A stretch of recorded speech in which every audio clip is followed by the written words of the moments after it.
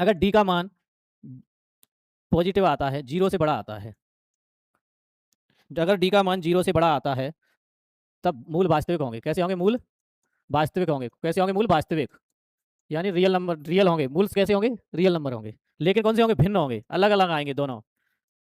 अगर डी का मान पॉजिटिव आता है, धनात्मक आता है, तो मूल वास्तविक तथा भिन्न होंगे। अगर डी का मान बराबर 0 आता है तो मूल कैसे होंगे? मूल समान होंगे। कैसे मूल होंगे? मूल समान होंगे। दोनों मूल जो आएंगे अपने पास, दोनों रूट्स जो निकल के आएंगे वो इक्वल होंगे, रूट्स आर इक्वल। और तीसरी जो कंडीशन यहाँ आई है, डी के मान अगर नेगेटिव आता है, डी का मान अगर नेगेटिव आता है तो इसकी कंडीशन क्या बनेगी? कोई वास्तविक मूल नहीं होगा। क्या नहीं होगा? कोई वास्तविक मूल नहीं होगा। कोई वास्तविक मूल नहीं होगा। और सभी मूल कैसे होंगे? काल्पनिक होंगे। No real roots and all roots are imaginary.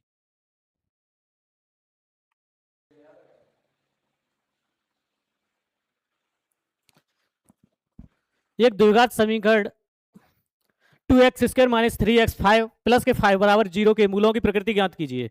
ये क्वेश्चन है हमारे पास, इसे सॉल्व करेंगे अभी। मूलों की प्रकृति ज्ञात करने के लिए आपको डिस्क्रिमिनेंट निकालना पड़ेगा।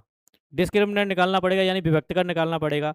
जब तक आप विभक्तकर नहीं निकालोगे जब तक आप मूलों की प्रकृति नहीं निकाल पाओगे। सॉल्व करेंगे इसको। सॉल्व, थोड़ा सा इसका साइज बड़ा है। द्विघात समीकरण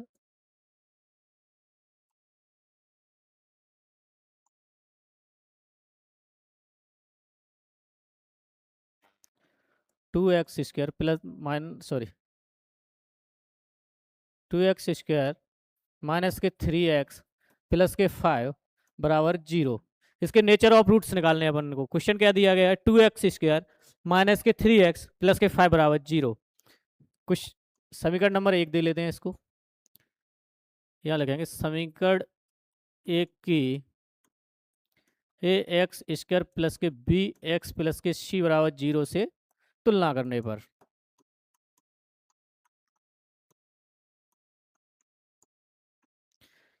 ax² प्लस के bx प्लस के c बराबर 0 द्विघात समीकरण का मानक व्यापक समीकरण होता है, एक व्यापक रूप होता है। अगर कोई द्विघात समीकरण है तो इसका व्यापक रूप जो बनेगा ax² प्लस के bx प्लस के c बराबर 0 दिखेगा आपको। इसकी जब अपन इस वाले समीकरण से तुलना करेंगे तो अपने पास a का मान आएगा a बराबर x² के कोफिशिएंट में a लिखा है, यहाँ x² के कोफिशिएंट में क्या लिखा है? 2। तो a बराबर कितना आ जाएगा? 2।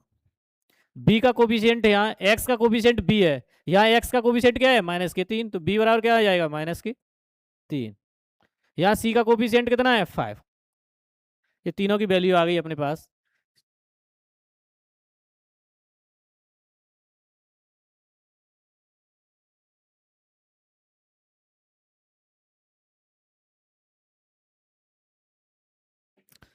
नेचर ऑफ रूट्स निकालने के लिए आपको डिस्क्रिमिनेंट निकालना पड़ेगा, विभक्तकर निकालना पड़ेगा। विभक्तकर का फॉर्मूला क्या होता है? विभक्तकर का फॉर्मूला होता है डी बराबर b² माइनस के 4ac। डी बराबर b² माइनस के 4ac। ए बी सी आपके पास तीनों के मान है, तीनों का मान रखकर आप डी की वैल्यू निकालोगे। डी का मान आता है आपका पॉजिटिव आता है तब अलग कंडीशन बनेगी, नेगेटिव आता है यानी ऋणात्मक आता है जब अलग कंडीशन बन रही होती। अगर डी का मान आपका बराबर 0 के आता है तब अलग कंडीशन बन रही होगी। तीनों कंडीशंस आपको याद होनी चाहिए। जैसा विभक्तकर का मान आएगा, डिस्क्रिमिनेंट का मान आएगा, उसके हिसाब से ही हम इसकी प्रकृति बता पाएंगे। उसके हिसाब से ही अपन क्या बता पाएंगे? इसकी प्रकृति बता पाएंगे, मूलों की प्रकृति बता पाएंगे, है ना। देखिए अब यहाँ सूत्र लगाएंगे।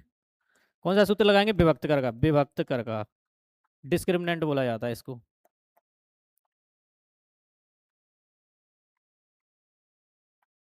डी बराबर b² माइनस के 4ac।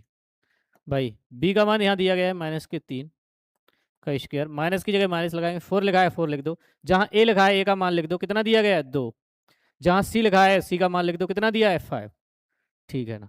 d बराबर, जब 3 का वर्ग करेंगे अपन, 3 का स्क्वायर करेंगे, जब 3 का स्क्वायर कर रहे होंगे -3 का, तो अपने पास 9 आएगा। लेकिन 9 क्या माइनस का आ सकता है? नहीं आएगा, क्योंकि स्क्वायर में 2 बार मल्टीप्लाई हो रहा होता है। जब माइनस का एक बार दूसरी माइनस से मल्टीप्लाई हो रहा होगा तो वह प्लस की हो जाएगी। इसीलिए किसी भी माइनस की जो संख्या दी हो, नेगेटिव जो नंबर दिया हो आपके पास, अगर उसका आप स्क्वायर निकाल रहे हो पॉजिटिव ही आता है। माइनस जो बीच में लगी है इसको लगा दें, 4 दूनी 8, 8 पंजे 40, डी बराबर 9 माइनस 40, जब 40 में से इसको कम करेंगे तो कितना आएगा, माइनस का 31। यहाँ तक किसी को कोई समस्या हो तो बता सकता है। हमने कुछ भी नहीं किया है, जहाँ बी लिखा है उसकी जगह बी का मान लिखा है, माइनस की जगह माइनस लगाया है, 4 की जगह 4 लिखा है, ए की जगह 1 2 लिखा है, यहाँ से जो सी है उसकी जगह 5 लिखा है। डी का मान आ गया माइनस के 31।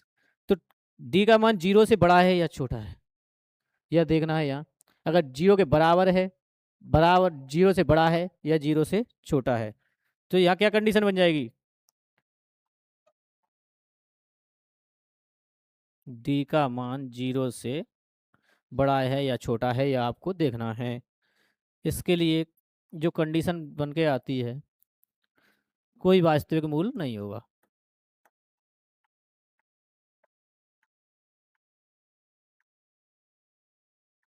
वास्तविक मूल नहीं होगा। कैसी है मूलों की प्रकृति, कोई वास्तविक मूल नहीं होगा, मूल काल्पनिक होंगे। मूल कैसे होंगे, काल्पनिक होंगे।